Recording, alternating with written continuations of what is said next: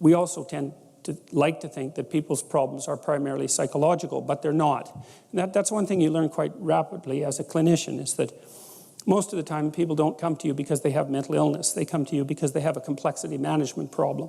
Their lives have got out of hand on them, and they don't know how to get them back under control. And so all sorts of things can do that. And then, of course, that can make you anxious or depressed. It can trigger all sorts of illnesses. But the fundamental problem is still that things have got beyond you. And that actually has a psychophysiological cost that isn't merely psychological. You have a limited amount of capacity from a resource perspective to deal with emergent complexity. There's just not enough of you. You'll exhaust your psychophysiological resources if you get into a situation that's too complex. Well, that's what the idea of chaos represents. It represents that underlying complexity that can manifest itself at any time. And it can manifest itself, for example, if you wake up in the morning and you feel an ache of some sort, and perhaps it's nothing, and you ignore it, but it gets worse, and you end up going to the hospital, and you find out, perhaps, for example, that you have pancreatic cancer, and you're going to live for 6 months, and that's the end of that. And so it's at that moment that you break through the thin ice that everyone walks on, and you see what's underneath, and what's underneath is the ineradicable complexity of life, and that's chaos. And now, it's taken people a long, long time to get a grip on this conceptual, what would you call it, conceptual schema. And human beings have done it mostly with image and story before they've been able to do it in any articulated manner. And so there are a set of images that represent this underlying chaos. And one of them is the dragon of chaos, precisely that.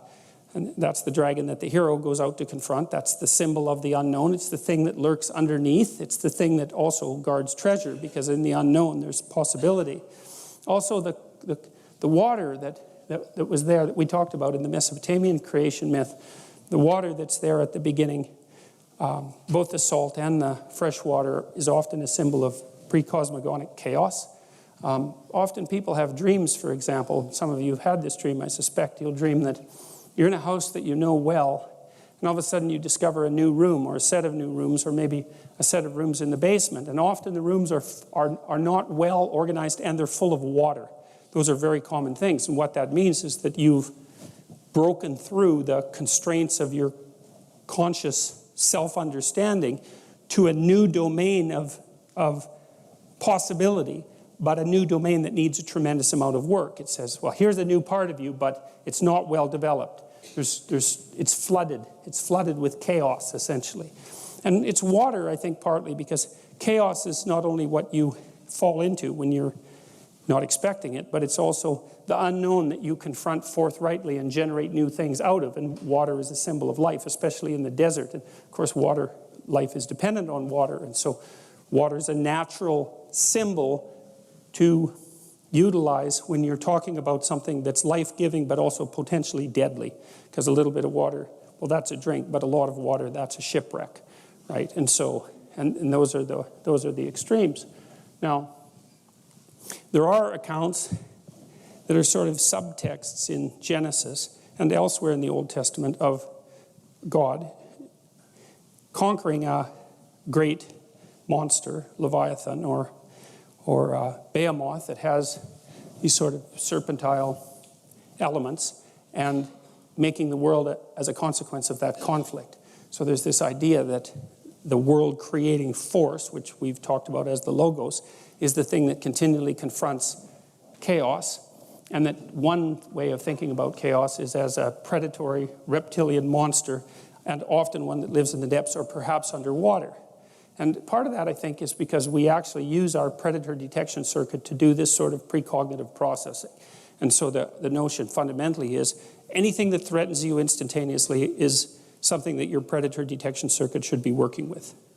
It's fast. It's fast. It's low resolution. It doesn't have a lot of ideas, but it's really, really fast. And that also accounts for our capability and tendency to very rapidly treat people who upset our conceptual structures as enemies of the predatory variety. We can fall into that in no time flat, because it's the archetype. If something comes along to knock you for a loop, it's a shark. It's something that lurks under the water. It's something that'll pull you down. It's an enemy. And you should get prepared. And that's a reasonable defensive strategy, even though it also has its dangers and can sometimes be wrong. So the landscape within which we have to erect our stories is fundamentally one of an overarching chaos, a chaos that exceeds our capacity to comprehend in any sense, individually, familial, socially, economically. We're always threatened by the collapse of the structures that we inhabit constantly. We have to work. Well, it's like you own a house, you know. How much time do you spend maintaining a house? Well, a lot. And why is that? It's because the house falls apart because you're stupid, and the house falls apart, well, because you do repairs wrong or you ignore things, right? And I'm saying this actually for technical reasons. The house falls apart because you're incompetent. But even if you're competent, the house falls apart, right? It's just entropy, and so things have a proclivity to fall apart on their own, so you just have to run like mad just to keep them doing what they're supposed to be doing. And then, of course, that is complicated by your own willful blindness and inadequacy as a repair person and refusal to attend and all those other things. So and that's a very classic idea, which we'll return to.